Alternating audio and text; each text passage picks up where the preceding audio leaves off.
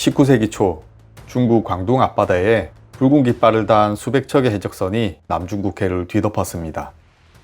이들은 상선을 약탈하고 마을을 불태우며 심지어 강대국 청나라의 수군마저 두려움에 떨게 했습니다. 이 전설적인 해전연맹의 흥망성쇠를 기록한 책이 있습니다. 바로 원영륜이 쓴 정해분기입니다.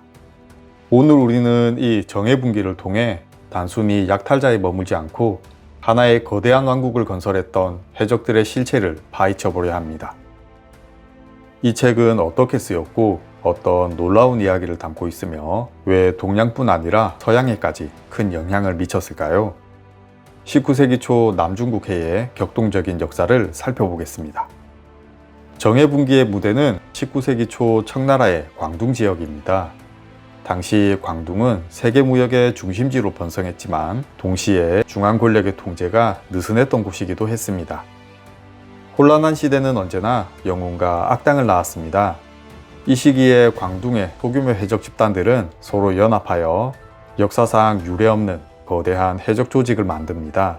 이른바 광둥 해적연맹입니다. 연맹을 조직하고 기틀을 다진 것은 정일이라는 인물이었습니다. 하지만 그가 사망한 후 연맹의 실질적인 지배자가 된 것은 그의 아내 정일수였습니다.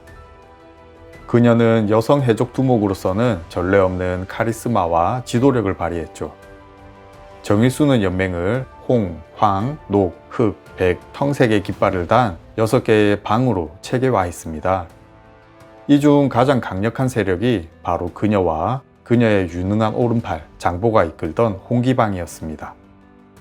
장보는 일개의 해적을 넘어 수만 명의 부하와 수백 척의 함선을 거느렸고 철저한 규율로 조직을 관리했습니다.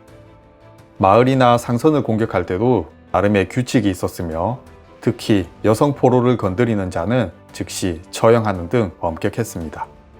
우리는 이제 정해분기의 안팎을 넘나들며 남중국해를 지배했던 해적연합의 생성 과정을 살펴보고 기록을 통해 그 시대의 공기를 직접 느껴보려 합니다. 19세기 초 청나라를 긴장시켰던 대해적 시대는 어떻게 시작됐으며 그 분위기는 어떠했을까요? 이제 정해분기 속으로 함께 들어가 보겠습니다.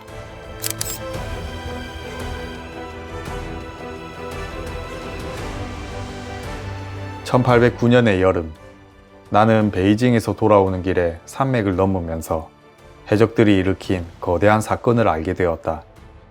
고향에 도착한 나는 해적들이 일으킨 모든 재앙을 두 눈으로 직접 확인했다. 4개의 마을이 초토화됐고 주민들은 모여 해적에 저항할 준비를 했다. 바다와 강에서 벌어진 치열한 전투가 멈춘 뒤 마을 사람들은 기뻐했고 곳곳에서 평화를 되찾아갔다. 우리나라 수군의 활약을 전해 들은 사람들은 모두 그 내용이 역사에 기록되길 원했지만 1830년 오늘에 이르기까지 아직도 그런 책은 저술되지 않았다. 그렇게 시간이 흘러 황푸의 한 관아에서 원씨를 만났다. 그의 손에 들려있던 책을 내게 권해 읽어보니 당시의 사건들이 날짜별로 기록되어 있었다. 원씨가 기록한 이 책에는 앞서 내가 언급한 기록에 공백을 메꾸었다. 책 속에 기술된 내용은 중요하든 중요하지 않든 모두 신뢰할 만하고 사소한 것 하나도 빠뜨리지 않고 기록되어 있다.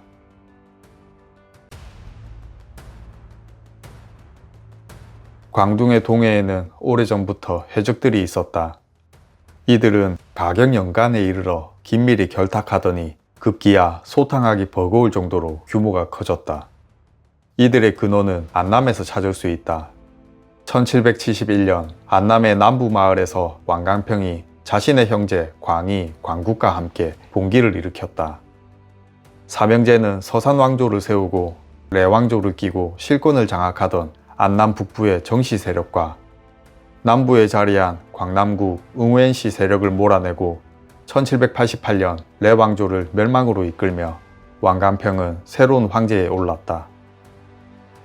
그로부터 2년 뒤 걸륭제의 책봉까지 받은 서산 왕조였으나 1801년 시암의 피신해 있던 광남국의 잔존 세력이었던 완보경이 안남으로 돌아오며 전투가 벌어졌다. 대전투 끝에 보경은 광평을 죽였다.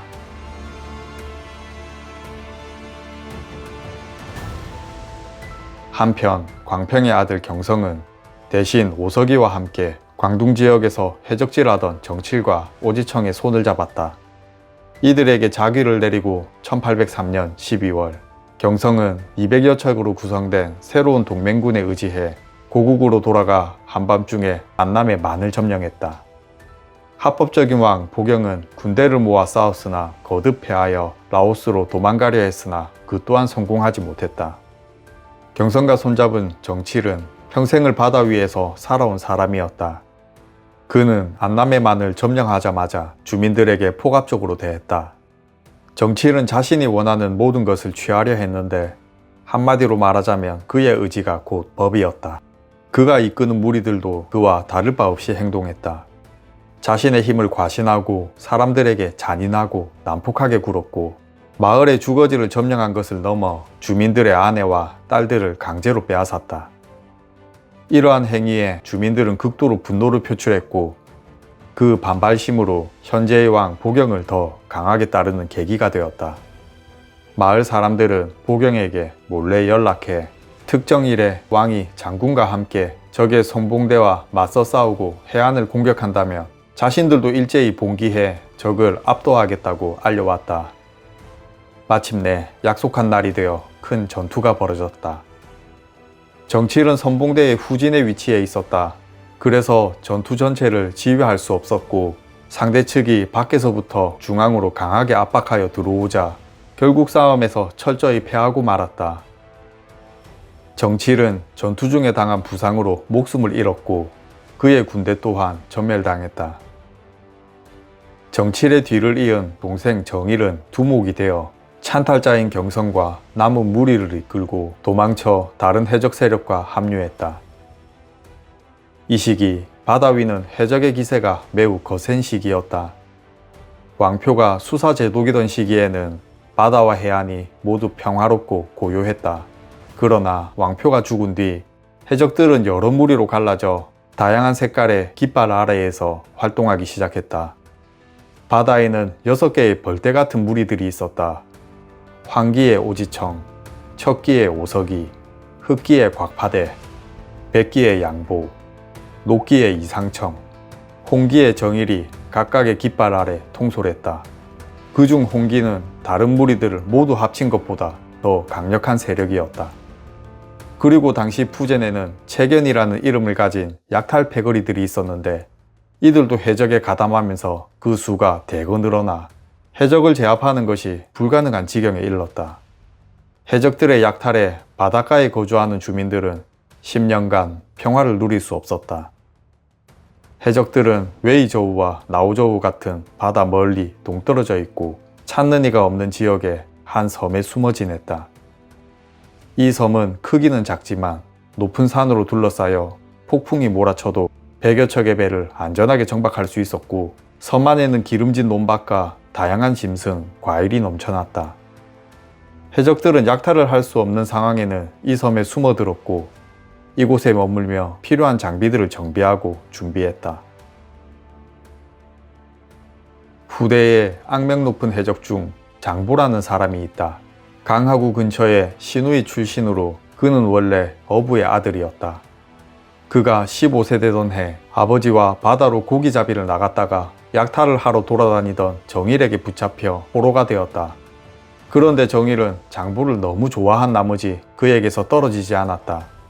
장보는 정말로 영리한 사람이었다. 그는 맡겨진 모든 일을 잘 처리해냈고 외모 또한 뛰어나 정일의 총애를 받아 두목의 지위로 승진했다. 1807년 10월 17일 정일은 태풍을 만나 죽었다. 그의 아내 석씨는 모든 해적 단원을 장보의 휘하에 배치했다. 그리고 그녀 자신은 모든 해적을 통솔하는 총두목 자리에 올랐다. 이러한 이유로 당시 정일의 사단은 정일수, 즉 정일의 아내로 불렸다. 두목의 지위에 오른 장보는 3가지 규율을 만들었다. 첫째, 해적 중 사사로이 무태 올라가거나 철책을 넘는 행위를 한 자는 지위를 막론하고 귀에 구멍을 뚫고 함대를 돌면서 반복적으로 벌을 준 후 죽인다. 둘째, 훔치고 약탈한 물건들을 사적으로 취하지 않는다. 모든 물품은 신고하고 해적은 자신의 몫으로 10분의 1을 할당받는다. 8알은 공항이라 불리는 금고에 귀속시키며 허락 없이 공항에 손대는 자는 사형에 처한다. 셋째, 마을 및 공개된 장소에서 사로잡았거나 배로 끌고 온 여인들을 겁탈해서는 안 된다. 배의 선창 쪽으로 가려면 사무장의 허락을 받으며 여인에게 폭력을 행사하거나 허가 없이 여인을 취할 시 사형에 처한다. 장보는 마을 사람들의 환심을 사기 위해 부하들이 대가 없이 물건을 가져오는 것을 엄격히 관리했다. 그의 강력한 규율 덕에 마을에서 식량을 제공받는 것을 비롯하여 무기로 쓸 화약을 구하는 일까지 원활하고 부족함 없이 공급받을 수 있었다. 장보의 이러한 통솔은 해적 함대의 질서를 유지하는 데 큰 영향을 주었다. 정일의 아내 또한 일을 처리함에 있어 모든 것을 서류 작업화했다. 약탈한 물품들은 모두 공항의 기록부에 기입했고 해적들이 필요한 모든 지출은 공항으로부터 얻게 했다. 해적 활동에 있어 전열을 이탈한 자들은 총회에 고발하여 유무죄를 따졌고 유죄가 인정되면 참하였다. 장보는 모든 방면으로 치밀함을 가지고 있었기에 이런 사실이 모든 해적들에게 알려져 스스로 그들의 행동에 주의를 기울이기 시작했다. 베트남에서 시작된 왕위 찬탈을 향한 서산 세력의 반란은 정칠과 오석이, 오지천 같은 해적들과 결탁했습니다. 육지에 정착하지 못하고 바다를 떠돌던 해적들은 서산 세력으로부터 정식 관직을 부여받았고 왕조를 세우는 데 공헌함으로써 새로운 꿈을 꾸기 시작했습니다. 왕위를 두고 벌어진 전투에서 이들은 해전에서 갖추어야 할 소중한 경험을 쌓았고 전투에서 조직력의 중요성을 다시금 깨닫게 되었습니다. 서산 세력을 도왔던 해적들은 전쟁에 패해 광둥 지역으로 달아났지만 이들은 베트남에서 벌어진 대업에 함께 참전한 전우였음을 기억하며 끈끈한 유대감을 형성하는 계기가 되었습니다. 이제 해적들은 전에 없던 조직력과 유대감을 발판으로 각자 도생보다 연합하는 것이 생존에 유리하다는 것을 깨닫게 되었습니다. 그렇게 6개의 해적단은 하나의 공동서약서 아래 뭉쳤습니다. 가장 강력한 해적단을 이끌던 홍기방 정칠의 죽음과 그 뒤를 이은 정일마저 사망했지만 이들을 존경했던 해적들의 지지를 받아 정일의 아내가 총두목에 올랐습니다. 그녀는 총명하고 강한 리더십을 보유한 장보를 필두로 하여 거대하고 강력한 해적연합을 완성시켰습니다. 이제 이들은 광둥 해안을 점령했습니다. 지켜보던 청조정도 어떤 결단이 필요해 보입니다. 그들의 선택은 무엇이었을까요? 2화에서 계속됩니다.